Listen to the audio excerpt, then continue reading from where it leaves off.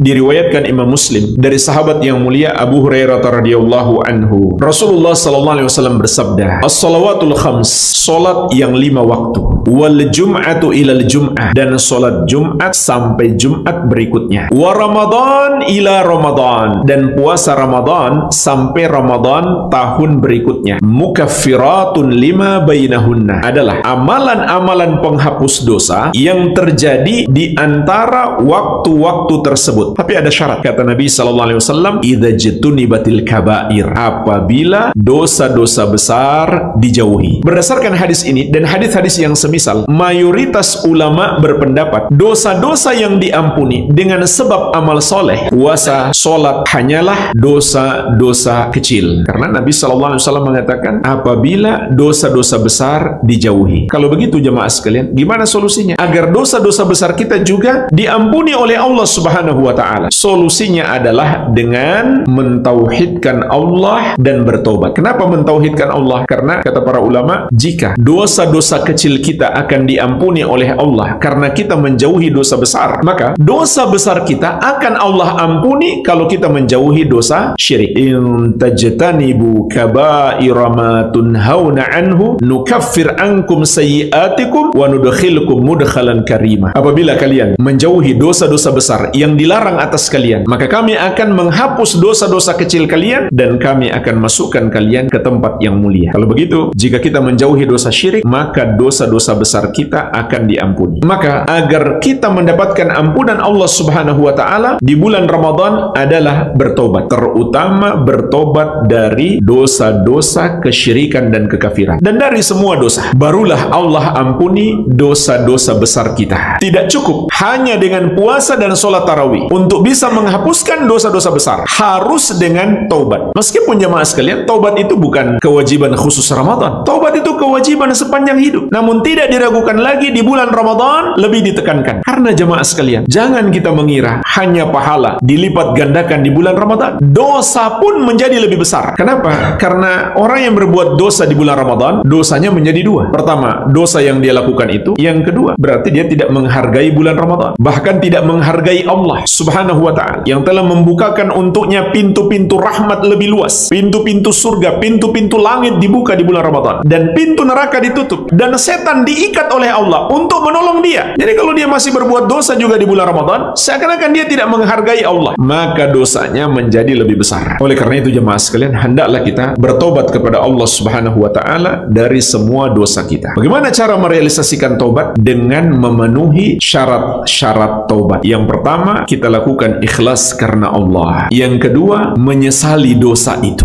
bukan malah dibangga-banggakan atau kita senang dulu pernah berbuat dosa itu. Dan inilah hakikat taubat sebagaimana sabda Nabi sallallahu alaihi wasallam, at-taubatun nadam. Taubat itu adalah penyesalan. Yang ketiga, meninggalkannya, tidak lagi melakukannya. Yang keempat, bertekad tidak akan mengulanginya di masa yang akan datang. Jika seseorang bertobat di bulan Ramadan, tapi dalam hatinya dia berniat setelah Ramadan akan kembali melakukan dosa yang sama, maka tobatnya tidak sah. Tapi jemaah sekalian, seandainya ada orang yang sudah bertekad tidak akan kembali melakukan dosa itu, namun ternyata di masa depan dia terjerumus lagi dalam dosa yang sama, maka tobatnya sah. Lalu gimana solusinya? Ya bertobat lagi sebelum kematian datang menjemputnya. Namun tentu dia harus berusaha agar tidak kembali melakukan dosa yang sama. Di antara cara usaha adalah jauhi lingkungan yang buruk, teman-teman yang buruk yang bisa menjerumuskan kita dalam dosa tersebut. Syarat yang kelima, masih ada waktu bertobat. Kapan habis waktunya? Ketika kematian telah datang menjemput atau matahari terbit dari arah barat. Syarat yang keenam, apabila dosa kita kepada orang lain yaitu kezaliman, maka harus kita selesaikan. Kita minta maaf atau kita kembalikan haknya atau kita mohon dihalalkan. Kalau tidak, urusannya akan panjang sampai ke akhirat.